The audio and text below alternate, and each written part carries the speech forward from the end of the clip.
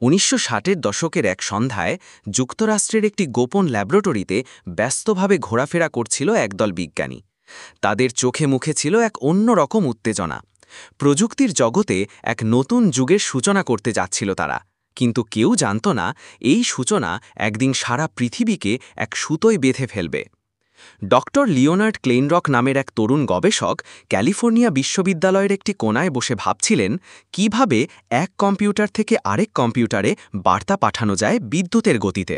সে সময়ের কম্পিউটারগুলো বিশাল আকারের আর পরস্পরের সঙ্গে কোনো যোগাযোগের ব্যবস্থা ছিল না।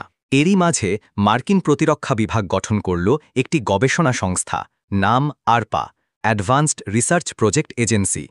তারা চাইল এমন একটি নেটওয়ার্ক তৈরি করতে যাতে যে কোনো জরুরি মুহূর্তে যুক্তরাষ্ট্রের বিভিন্ন গবেষণা প্রতিষ্ঠান একে অপরের সঙ্গে তথ্য বিনিময় করতে পারে।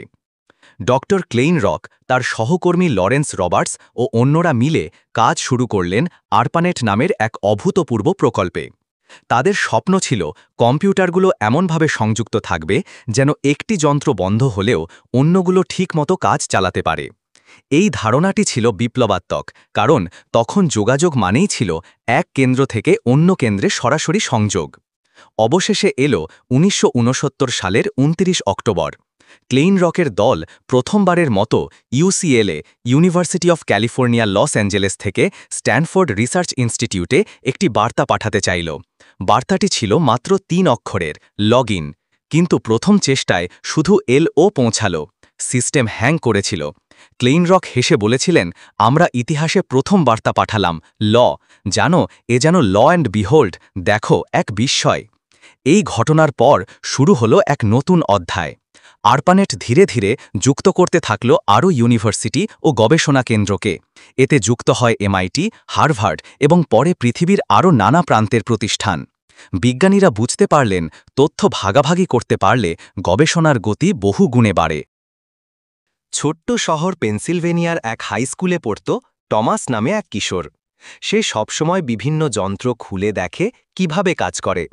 ১৯৯৫ সালের এক গ্রীষ্মের দুপুরে সে প্রথমবার তার বাবার অফিসে গিয়ে ইন্টারনেট ব্যবহার করে। ডায়াল আপ মডেমের শব্দে ঘরটা যেন ভরে যায় সঙ্গীতের মতো কৌতূহলে। সে গুগল নামের এক সাইটে গিয়ে লিখে, how to build a rocket. আর তখনই সে উপলব্ধি করে পৃথিবীর যে কেউ যে কোনো ভাষায় যে কোনো চিন্তা মুহূর্তে শিখতে পারে যদি সে ইন্টারনেট পায়।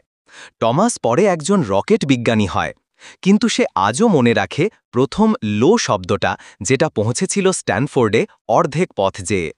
ইন্টারনেট আজ শুধু তথ্যের নয়, জীবনেরও অংশ। এখানে আমরা কথা বলি, পড়ি, কাজ করি, প্রেম করি, স্বপ্ন দেখি।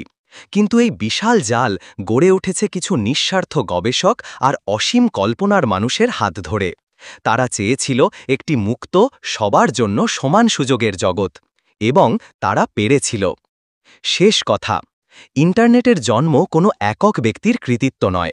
এ এক সম্মিলিত প্রয়াস, যেখানে প্রযুক্তি, দর্শন, রাজনীতি এবং মানবিকতাও জড়িয়ে আছে। আর সেই ইতিহাসে প্রথম লেখা হয়েছিল মাত্র ২টি অক্ষর, লো।